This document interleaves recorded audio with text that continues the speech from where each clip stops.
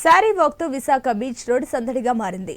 డిస్పిరిట్ of Vizag society ఆధ్వర్యంలో ఈ sari walk ను నిర్వహించారు. కార్యక్రమానికి ఏపీ హోంమంత్రి అనిత ప్రత్యేక అతిథిగా హాజరై చేనేత కార్మికులకు అండగా నిలబడతామని చెప్పారు.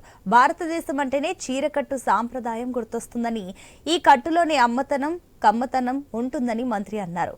శారీ వాక్ ఏర్పాటు చేసిన నిర్వాహకులను అభినందించారు హోంమంత్రి.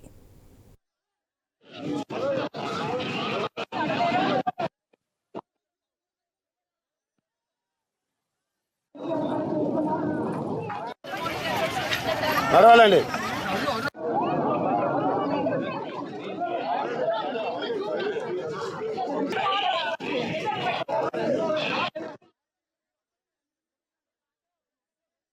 సొసైటీ వాళ్ళు చేస్తున్న ఒక మంచి కార్యక్రమానికి వాళ్ళకి ప్రత్యేకంగా నేను ధన్యవాదాలు నమస్కారాలు తెలియజేసుకుంటున్నా.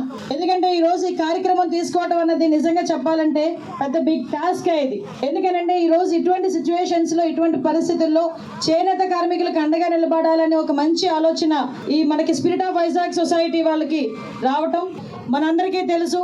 చీర అనేసరికి ఫస్ట్ గుర్తొచ్చేది మనందరికీ కూడా గద్వాలో కంచో కాదు, ఫస్ట్ గుర్తొచ్చేది చీర చూడగానే మన అమ్మ. ఎందుకంటే ఆ చీర కొంగుతోనే మన పెంపకం అన్నది, మన బాల్యం అనేది ముందుకు నడిచింది. ఆ చీర కొంగును పట్టుకునే మన బాల్యం ముందుకు నడిచింది. ఆ చీర కొంగు మూది తుడుచుకునే మన అన్నప్రసన్న కూడా జరిగింది.